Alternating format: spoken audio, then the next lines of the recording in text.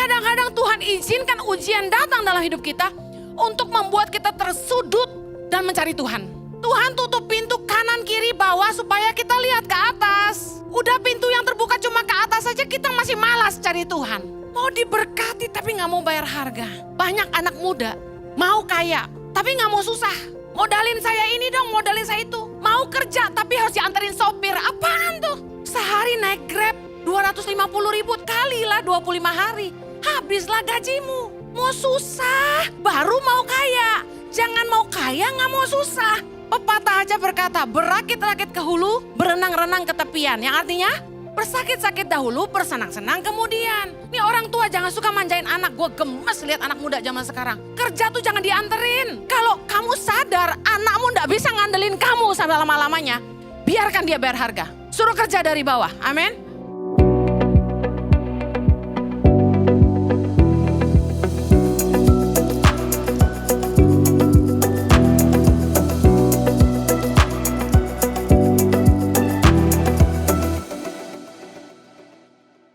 Di bulan-bulan Natal ini, Desember ini kita khotbah dari kisah Natal dengan versi-versi yang berbeda.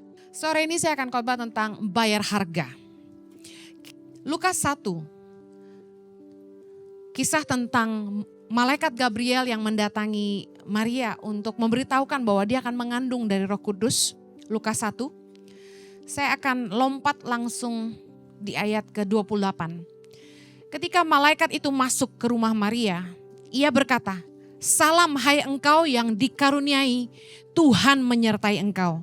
Maria terkejut mendengar perkataan itu, lalu bertanya di dalam hatinya, apakah arti salam itu? Ayat 30. Kata malaikat itu kepadanya, "Jangan takut hai Maria, sebab engkau beroleh kasih karunia di hadapan Allah. Sesungguhnya engkau akan mengandung dan akan melahirkan seorang anak laki-laki. Dan hendaklah engkau menamai dia Yesus. Ia akan menjadi besar dan akan disebut anak Allah yang maha tinggi. Dan Tuhan Allah akan mengaruniakan kepadanya tahta Daud bapa leluhurnya. Dan ia akan menjadi raja atas kaum keturunan Yakub sampai selama-lamanya. Dan kerajaannya tidak akan berkesudahan. Ayat 34. Kata Maria kepada malaikat itu, "Bagaimana hal itu mungkin terjadi? Karena aku belum bersuami."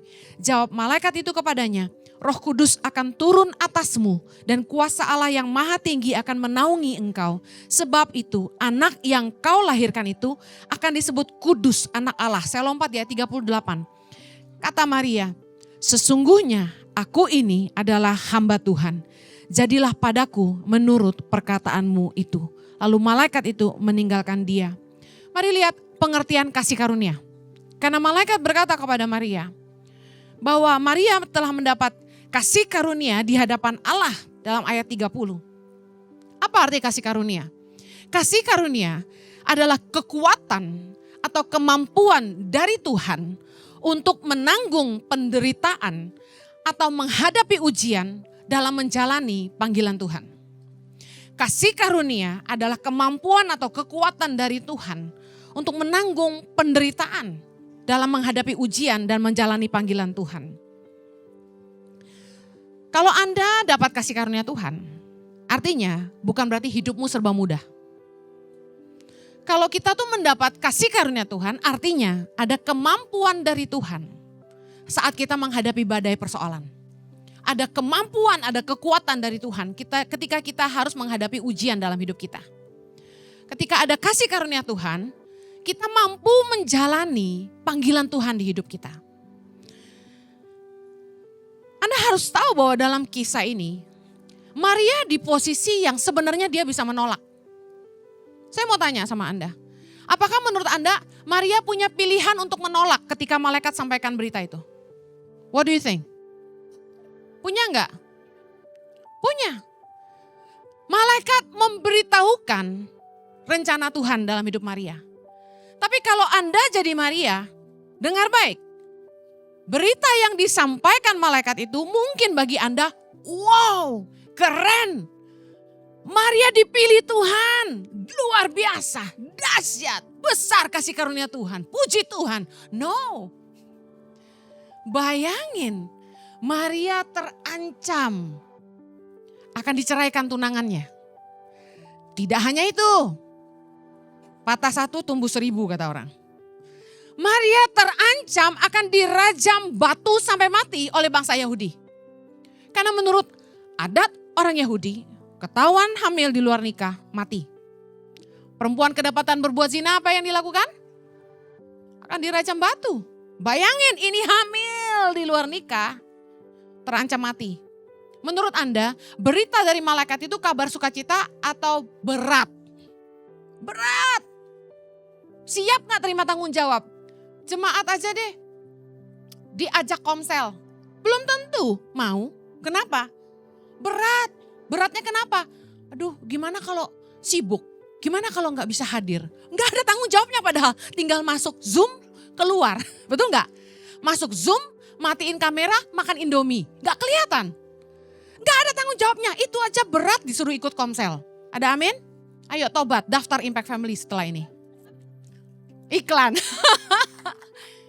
Kemudian, dari member komsel, dilihat ada yang berpotensi jadi pemimpin komsel di Impact Family. Mulai ditawar-tawarin, jadi pemimpin ya, mimpin komsel ya, kita butuh leader nih di ICI. Wah jangan, aku tak layak, aku tak mampu.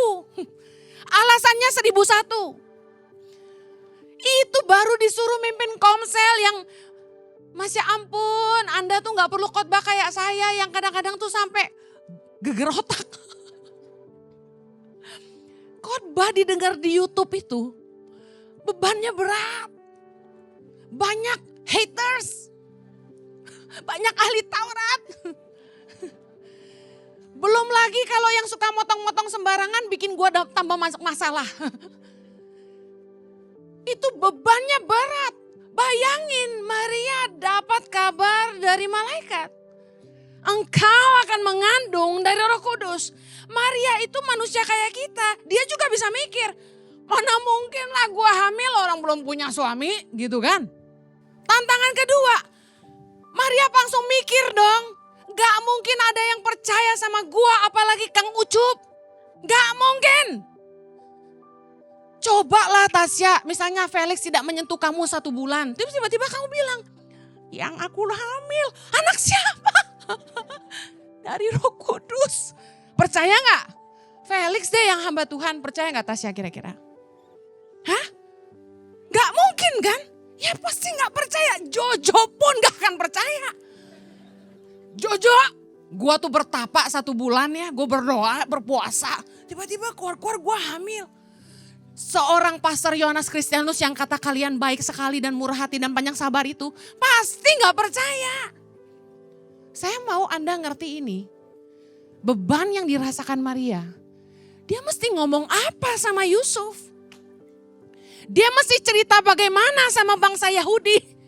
Saya hamil 5 bulan masih bisa cover lah. Saya pernah dibohongin. Anak perempuan yang ketemu saya, kamu gemukan? Iya makannya banyak. Padahal hamil. Aduh, dengar baik. Maria terancam dirajam batu sampai mati. Tawaran malaikat tuh bukan tawaran sebenarnya. Kasih tahu aja. Tapi saya percaya waktu itu Maria punya pilihan untuk bilang, jangan saya Tuhan, jangan saya malaikat, jangan saya. Dia aja, tuh sepupuku Elizabeth, dia juga butuh, dia pengen mengandung, dia aja. Suaminya imam, dia aja. Bukankah kita juga gitu? Kalau dipanggil Tuhan mengerjakan sesuatu yang berat, kita bilang apa? Tuhan, ini aku utuslah dia. Saya punya teman baik, namanya Devi.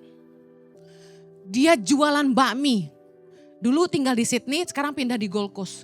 Namanya Sokul, Sorga Kuliner. Dia jualan bakmi dan hasil jualan bakmi itu dia sumbangkan buat Tangan Pengharapan. Dia bilang, Hen gak apa-apa ya cuma dikit-dikit, ini gua usaha sendiri. Dia sampai belajar bikin bakmi sendiri. Dari tepung, bayangin. Bakminya hauce, sayang gak dijual di sini. Teman saya bilang apa sama saya? Dia bilang gini, Hen, gua panggilannya bangsa-bangsa, bukan kayak lu.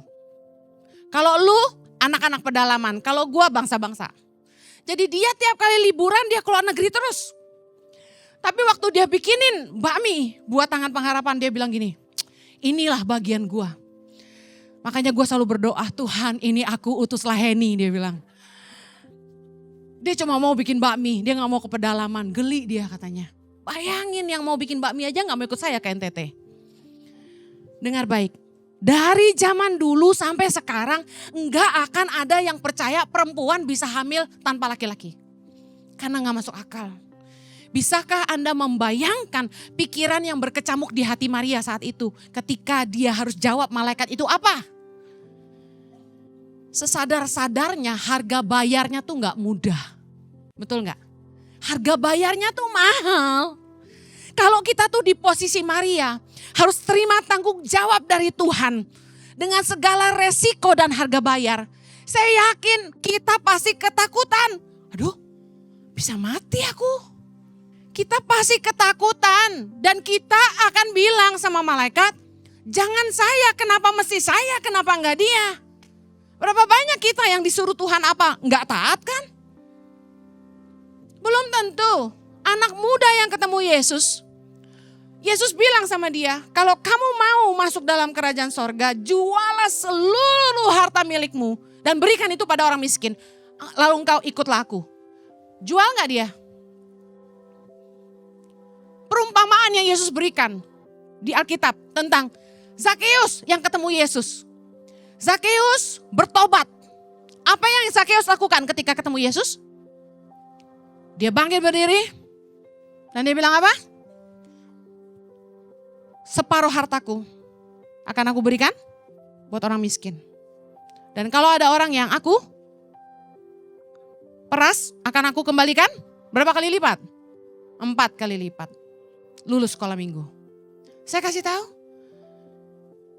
zaman sekarang kalau hal ini Yesus minta dari kita, jual separuh hartamu, berikan itu sama tangan pengharapan.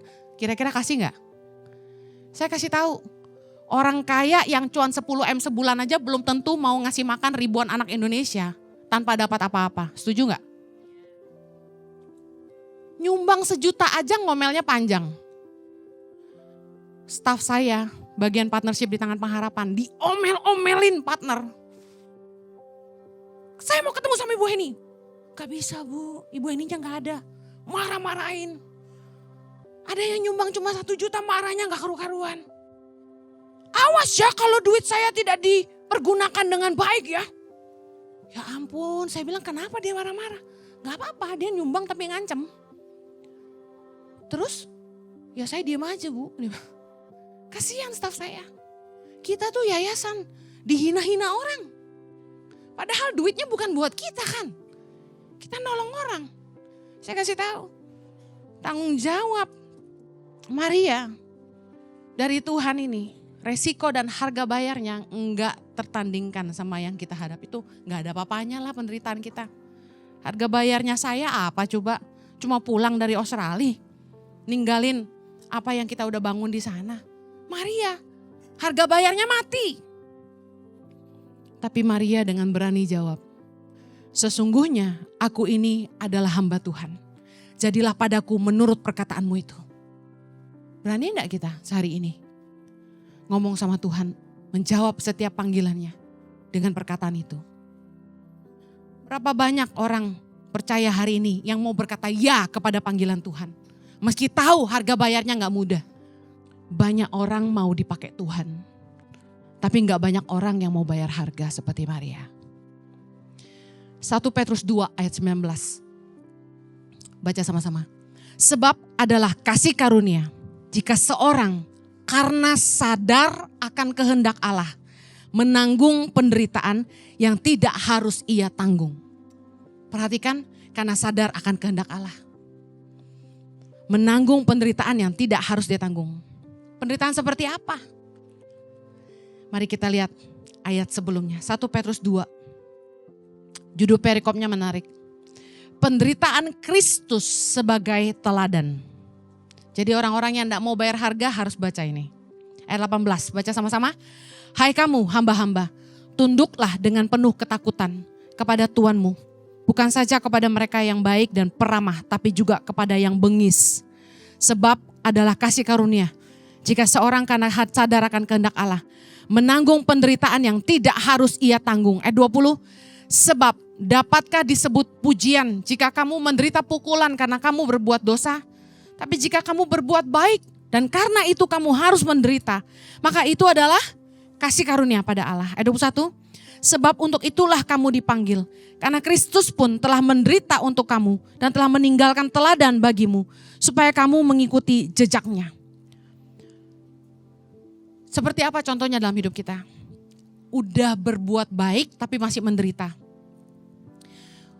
Udah bener pun masih disalah-salahin. Udah jujur pun masih gak dipercaya. Pernah ngalamin itu? Udah ngasih yang terbaik pun tidak dihargai. Udah nolong pun masih disalah mengerti. Udah baik sama pasangan, tapi tetap pasangan kita gak setia. Udah kerja keras buat istri dan anak, tapi tidak dihargai. Udah berbakti sama orang tua, tapi orang tua banyak nuntut, gak tahu bersyukur. Udah kerja sungguh-sungguh, tapi atasan selalu bersikap gak baik dan gak pernah memberi apresiasi. Dengar. Dikatakan firman Tuhan, jika kamu berbuat baik dan karena itu kamu harus menderita, maka itu adalah kasih karunia Allah. Kalau kamu salah lalu kamu dihukum, itu memang sewajarnya. Tapi kalau kita udah benar masih disalah-salahin, udah jujur masih tidak dipercaya, saya kasih tahu, di situ ada kasih karunia Allah. Orang Kristen tuh harus mau bayar harga. Seperti Kristus yang mau menderita buat kita. Saya yakin gini, dalam pernikahan kita pasti berharap kita tuh punya suami atau istri yang gak cuma mau enaknya aja. Amin. Tapi punya pasangan yang mau diajak susah. Tetap setia sama kita, bisa terima kita dalam keadaan baik maupun buruk. Saat kita susah, terpuruk, bangkrut, sakit. Dulu saya pernah khotbah bilang gini, saya dulu pernah tidak merasa dicintai suami saya. Sampai saya khawatir banget. Gimana ya kalau suatu hari saya sakit? Gimana ya kalau suatu hari tuh saya gak bisa apa-apa lagi? Apakah Jojo tuh masih mau sama saya gitu? Saking perjalanan hidup kami, kayaknya tuh dia gak suka perempuan yang tidak bisa apa-apa gitu loh.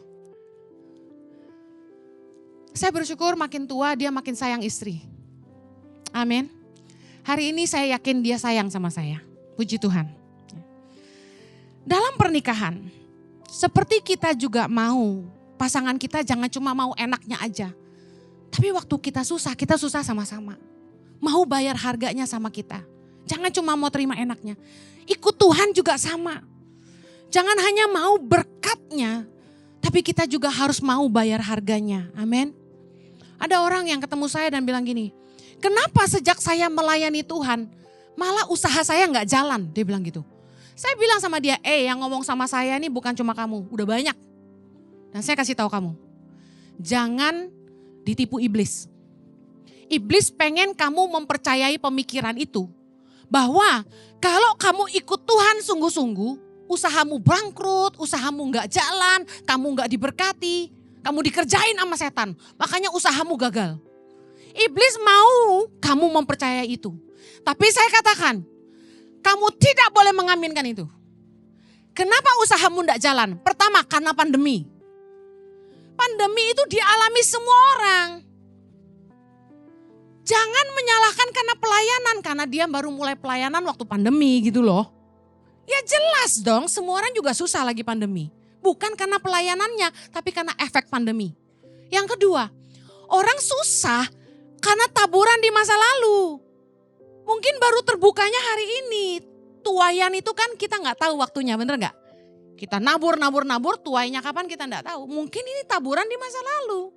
Yang ketiga, karena kamu gak bijaksana, gak belajar bagaimana bangkit dari keterpurukan. Gak mau belajar dari orang lain. Jangan dibodohi sama iblis gara-gara pelayanan nih kamu dihabisin. Enggak. Come on. Tapi saya percaya bukan itu case-nya. Tapi waktu kita ikut Tuhan, ini bayar harganya. Setelah kita ikut Tuhan, kalau dulu kita dagang gak jujur, bayar harganya adalah kita mau jujur. Kalau dulu kita hidup dalam dosa, bayar harganya hari ini adalah kita dijauhin sama teman-teman kita. Mungkin kita kehilangan teman-teman kita. Karena kita sudah tidak mau hidup dalam dosa lagi. Itu bayar harga. Untuk hidup kudus harus bayar harga. Untuk hidup dalam kebenaran pasti ada bayar harganya. Tapi sifat kebanyakan orang mau enaknya aja. Gak mau susahnya. Anda tahu dosa bangsa Israel yang menyakiti hati Tuhan? Namanya sungut-sungut. Jangan suka bersungut-sungut.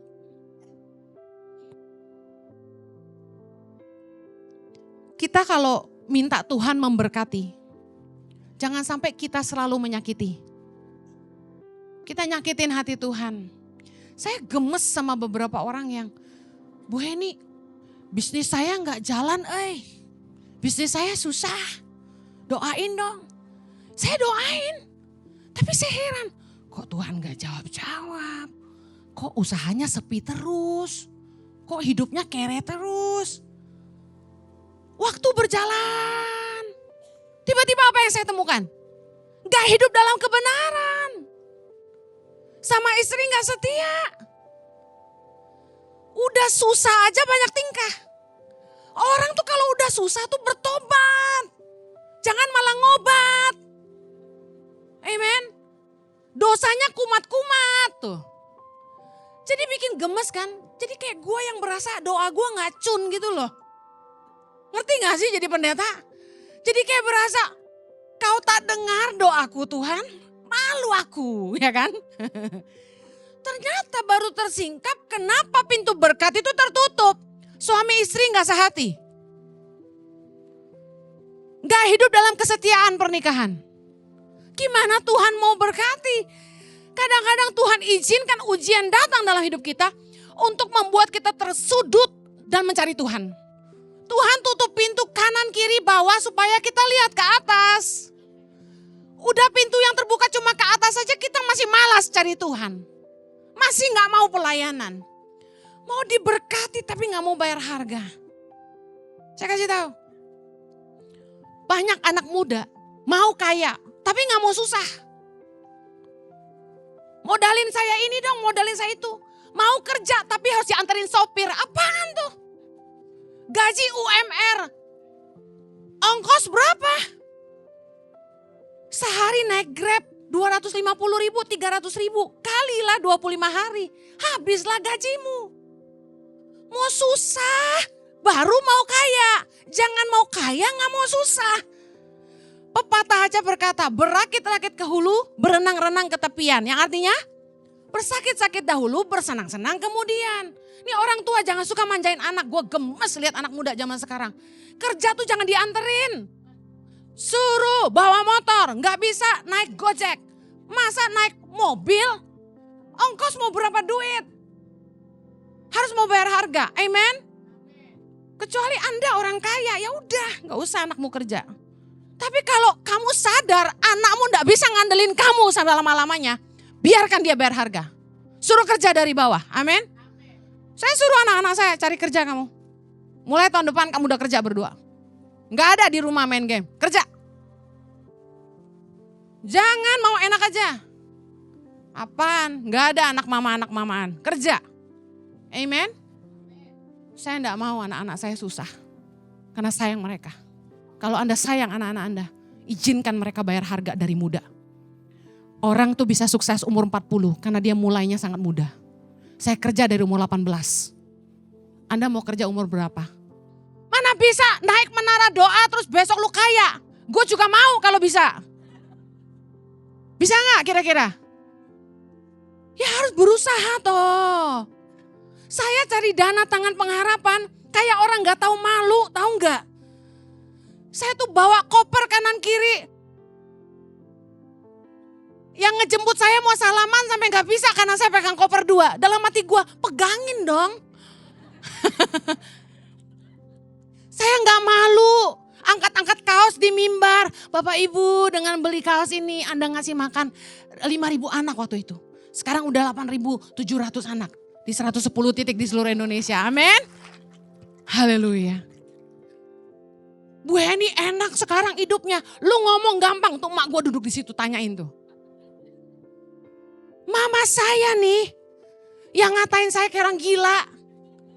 Nih anak yang gila dipakai Tuhan, Mama.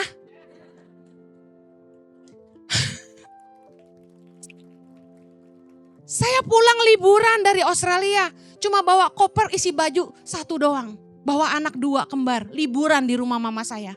Tiba-tiba saya ngomong sama mama saya, "Ma, aku gak balik ke Australia, aku mau tinggal di Indonesia." Dimarahin saya. Loh iya, katanya. Orang kalau bisa ke Australia, semua mau ke Australia. Mau gak Anda ke Australia? Dapat permanent resident Australia mau gak? Amin, sesuai imanmu. Indonesia butuh kamu. Saya aja pulang, masa kamu pergi? Tapi saya kasih tahu, orang harus mau bayar harga. Kesuksesan itu enggak jatuh dari langit. Harus ada taburan-taburan, sakit-sakit dulu. Eka udah sakitnya banyak. Orang cuma lihat kita nuai hari ini. Orang cuma lihat enak ya. Anda tahu enggak berapa banyak penghinaan yang saya terima? Anda mau sehat harus bayar harga. Harus jaga makan, jaga mulut. Jangan minum alkohol terus. Jangan ngerokok terus. Tidur kurang terus. Gimana mau sehat? Gak mau olahraga alasannya, gua mah gak bisa olahraga. Gua kalau stres makan. Makan dah tuh. Orang kerja. Mau dipromosi tapi tidak berprestasi. Nuntut naik gaji tapi tidak berkontribusi. Kumaha eta? Amsal 22:29. Pernahkah engkau melihat orang yang cakap dalam pekerjaannya? Katakan cakap dalam pekerjaannya. Di hadapan raja-raja ia akan berdiri. Bukan di hadapan orang-orang yang hina. Artinya yang dipromosi itu adalah orang-orang yang excellent, skillful, cakap, berguna, berkontribusi, berprestasi. Katakan amin. 1 Petrus 2:20 tadi bilang gini, sebab dapatkah disebut pujian jika kamu menderita pukulan karena kamu berbuat dosa. Jadi setiap pagi Senin sampai Jumat, Pak Jojo dan staf IETP dan ICI itu meeting doa pagi di Zoom. Saya tidak ikutan, saya cuma dengerin dari jauh. Saya perhatikan seringkali suami saya marah sama staf. Nah mereka curcol sama saya. Kok Jojo marah-marah Ci hari ini? Marahin aku. Pastor Jojo marahin saya, Pak Jojo marahin saya Bu. Gini-gini, curcolnya ke aku, mesti. Nah saya bilang gini, sorry ya. Saya kan juga ikut mendengarkan tuh Zoom kalian. Pantes aja suamiku darah tinggi. Kaliannya kelewatan sih. Sudah gak excellent, bikin salah terus, gak teliti, males. Jadi bos gimana gak marah? Firman Tuhan bilang, dapatkah disebut pujian jika kamu menderita pukulan karena kamu berbuat dosa? Kalau usahamu bangkrut karena kamu salah mengelola, ya wajar toh. Kasih karunia itu adalah gini, kamu sudah lakukan yang terbaik. Tapi ada harga yang kamu harus bayar.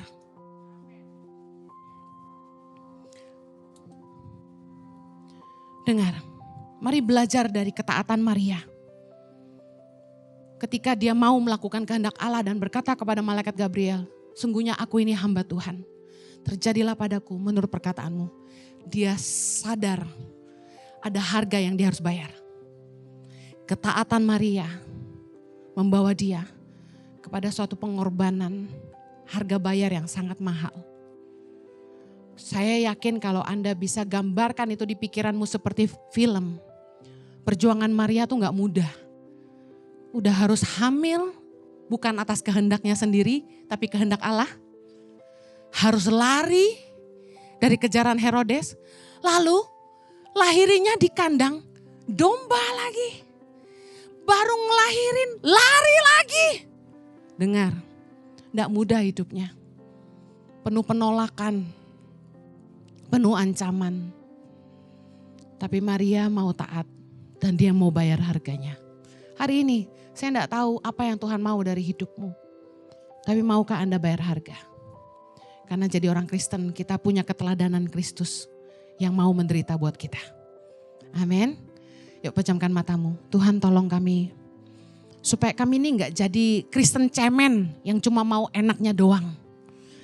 Kristen yang bermental lemah.